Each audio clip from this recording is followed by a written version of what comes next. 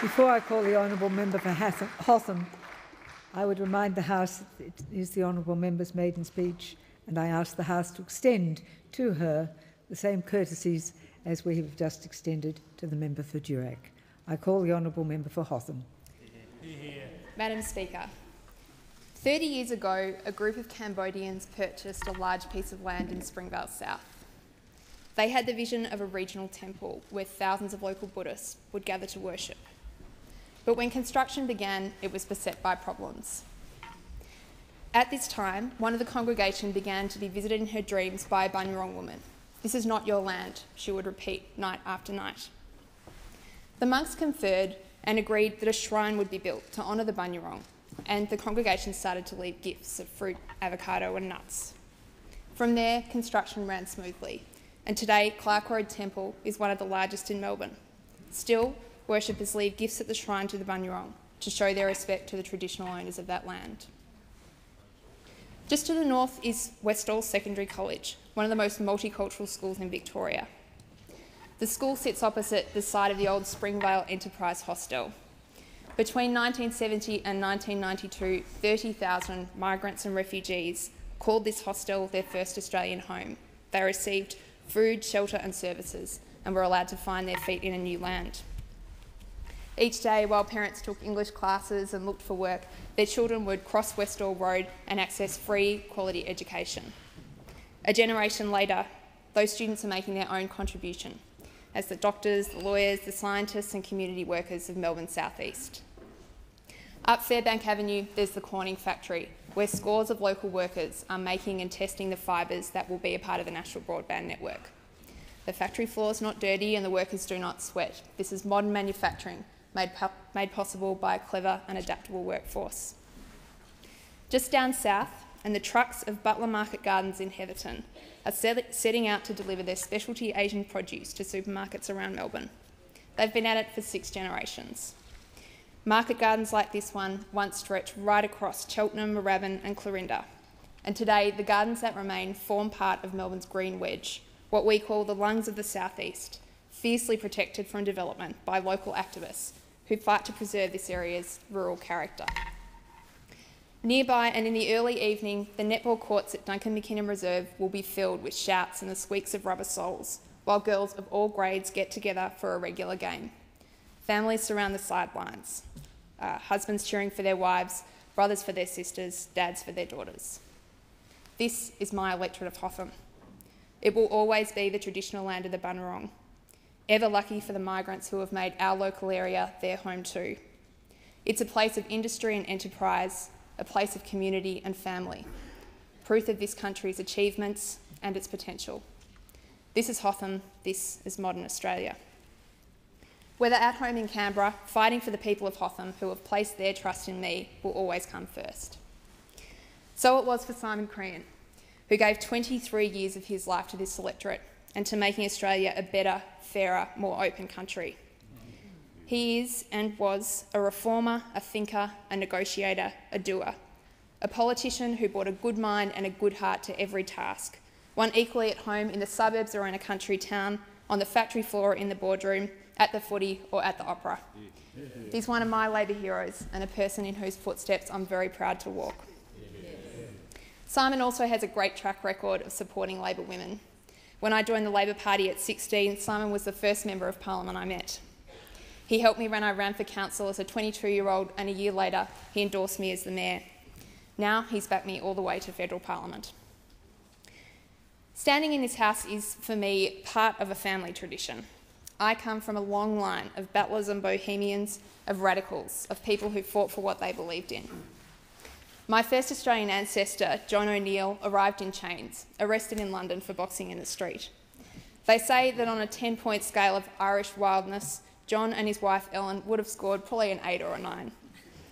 In 1853, they caught wind of a chance to escape poverty fast. They hired a dray, and with their 3 children, they pitched a tent in the Ballarat goldfields. According to the family historians, when the injustice of the goldfields officers crossed a line, John joined a rebellion that would form the foundation of Australian democracy. John's great-grandson and my grandfather Lou was built from the same stuff. He was at various times a wool classer, a bar clerk, a station hand and a communist. But he was always a proud trade unionist, and Lou at one stage was jailed fighting for rights that today we take for granted. My mother's father was a frustrated poet. He won the Courier Mail writing competition 3 times, but he saw out his days trapped in a job where he didn't get to use that fine mind. My grandmother Clare was a kind and wise woman with the type of quiet, steely resolve needed to raise 4 children without money or support. Like so many of her generation, she missed out. No more than a grade 4 education, no income, no choices. They were a wonderful family in a tight-knit Catholic community in Brisbane, but they were trapped by the times.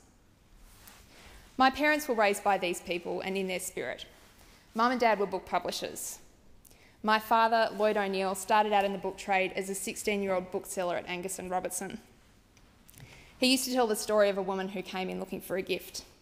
They found the right book, and as he was ringing up the purchase, he said, "And the best thing is, this one was published in Australia." And she said, "If that's the case, I don't want it." It was the cultural cringe, neatly wrapped in one encounter. From there, Dad made publishing books about Australia his life mission. He published more than 1,000 titles on everything from sport to cooking to art, politics and history. He was no jingoist, but he believed that the Australian experience was like no other, and that it had created a distinctively Australian voice that deserved to be heard. He used to say, I would prefer to publish a lesser work of Henry Lawson than the best work of William Faulkner. For Dad and for our family, books about Australia were inherently good things, not because Australia was better, but because these were books about us. My mother shared these views, taking some of Australia's best ideas into form as books. Mum is one of the great perfectionists of Australia's publishing industry and ran her own dynamic publishing house. Many of her bestsellers were books on women's health, women's politics, women's money, knowledge she saw as essential to the independence of the modern Australian woman. Mum introduced me, even as a tiny little girl, to Australian art and theatre. She taught me about feminism and showed me that when women work together, we are unstoppable. It was and remains with my stepfather Brian, a family where to be original and creative was infinitely more important than kicking goals or acing exams. It was a household full of ideas about what Australia is and what it could be. A brave country, an open and creative republic, wise to its history and culture. An independent and respected presence in the world. A fair, decent country that valued the things that matter, jobs, the arts. And it was a household where it was absolutely implicit that we would be doing something to see Australia reach this potential. That is the tradition in which I become a Member of Parliament. I think back to what my grandfather Harry could have done if he had had a proper education. How my grandmother Clare might have had her own money and with it her own freedom.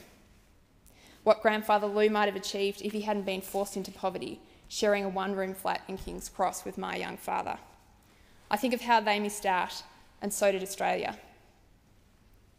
The root of the disadvantage was in every case economic, and I had this in mind when I set out almost a decade ago to try to understand more about economics and business. And I've been lucky in that time to study with some of the world's most famous economists. I've sat in boardrooms and worked in workplaces in mining, manufacturing, telecommunications and retail, just about every part of Australia's economy.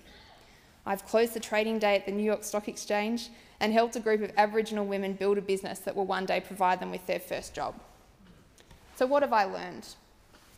For the growing parts of our economy, the old lines of labour and capital have all but disappeared. Working people, more than 2 million of whom now own their own business, and almost all of whom are shareholders, know that a fair society needs a strong economy, and that means businesses that work.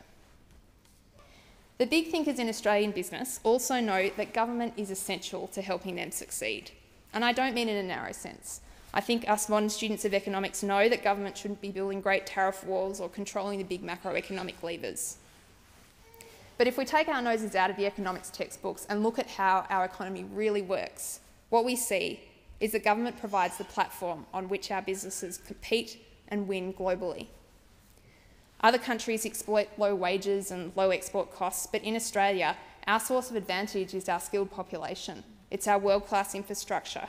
It's our safe and lively cities, our culture of invention and scientific research. In all of these, government matters. As the countries we compete with grow, this Parliament faces the challenge of making the reforms that will keep Australia ahead of the game. Over the next decade, global demand for food is going to double. How can we help Australian scientists and farmers be part of the agricultural revolution that will be required to meet this demand? Australia's temperature could rise by up to 5 degrees by 2070, creating radical changes to our weather, our rainfall, to our environment. How can we help our energy, tourism and primary industries adjust? By 2020, the world will face a shortage of about 40 million skilled workers. How will Australia compete in this environment?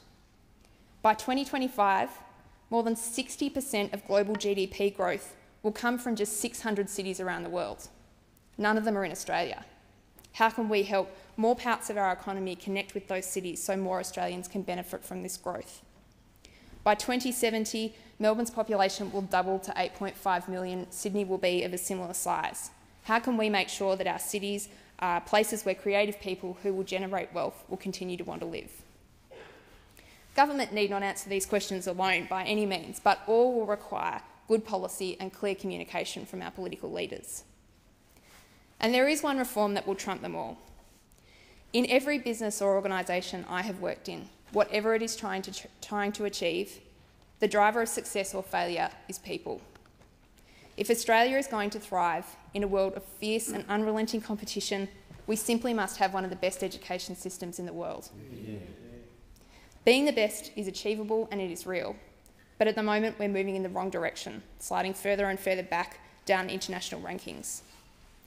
At my school, we had a big gym and plenty of Bunsen burners, but what mattered to me most was having Mr. Farnsworth nurture my love of politics with his superb impromptu lectures on the history of the Labor Party and the Whitlam dismissal.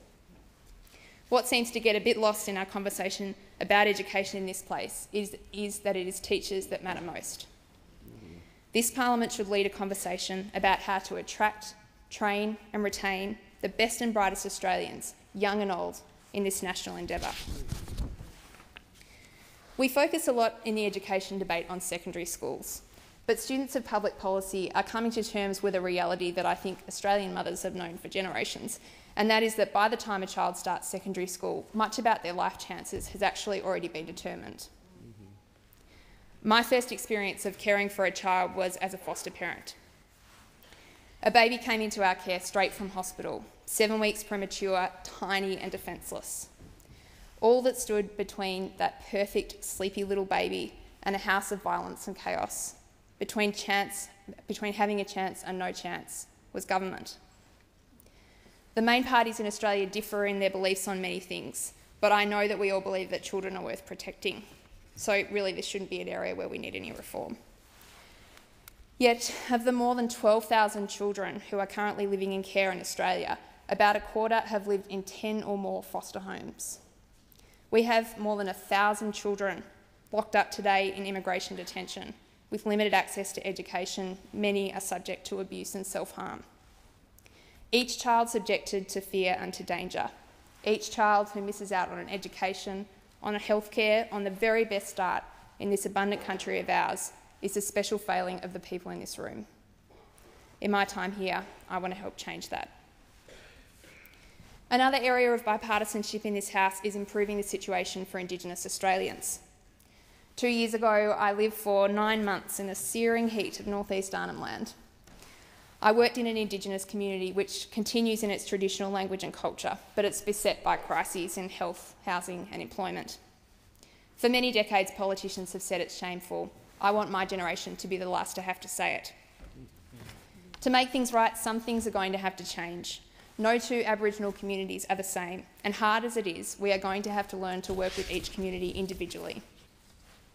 We need to narrow the chasm that exists between public policy made in Canberra and the policy implemented on the ground. And we need to help Aboriginal people to strengthen their voice. We do face a lot of challenges in Australia, but when I look to the future, what I actually see is a lot of opportunity. We are made to tackle what this next century will throw at us. We're a small country, nimble, fast and strong. We're on the doorstep of some of the fastest growing economies in the world.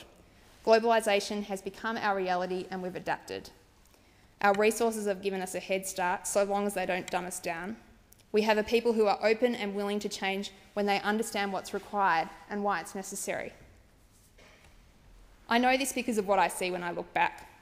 The Australian story is a rather unlikely one.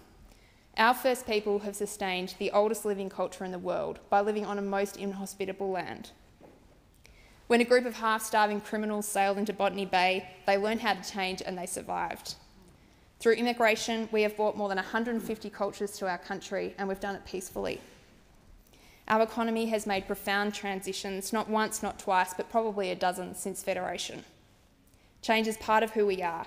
We've used times of difficulty and transition to make our country better, and we will do it again. When I turn my mind to the big issues of the future, I know that I won't do it alone. I want to thank my team of personal advisors, my completely brilliant brother Patrick, my wise stepfather Brian, and my wonderful mother Anne, who has sacrificed so much for me. To the Munsell family, you have taught me so much about life in the bush, and I feel privileged that you're a loving part of my family too.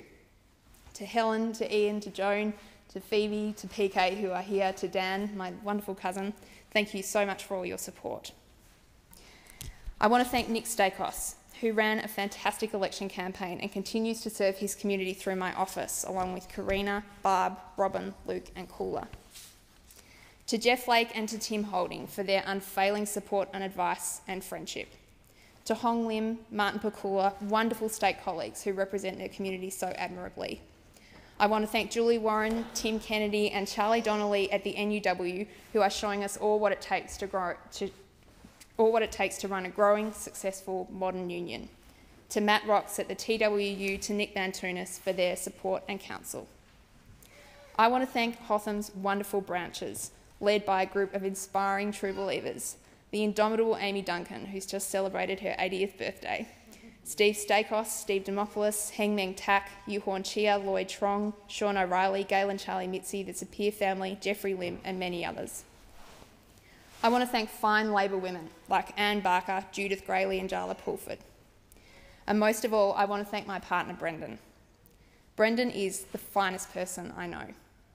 He's my best friend, the father of our beautiful boy, a man whose commitment to living what he believes inspires me every day.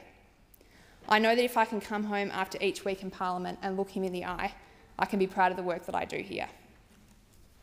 And that pride won't come from sitting on this green leather. Since I was elected, I thought about a girl named Sarah, who may be her sister, and showed me what life in Arnhem Land communities is really like. I thought about Amanda, who visited me in my office last week in utter despair about her son who is 4 years without a job, out of training and is given up. I thought about beautiful little Rachel, the baby we had the privilege of caring for, and about how I might be able to provide more safety and structure for other little girls like her. I thought about the dairy farmers of Brendan's community in northern Victoria, whose annual fortunes run with the weather, who worry sometimes for years at a time about putting food on the table. And how now I might have the chance to do something big and something real for those Australians. That's when I'll feel proud of what I've done. Thank you.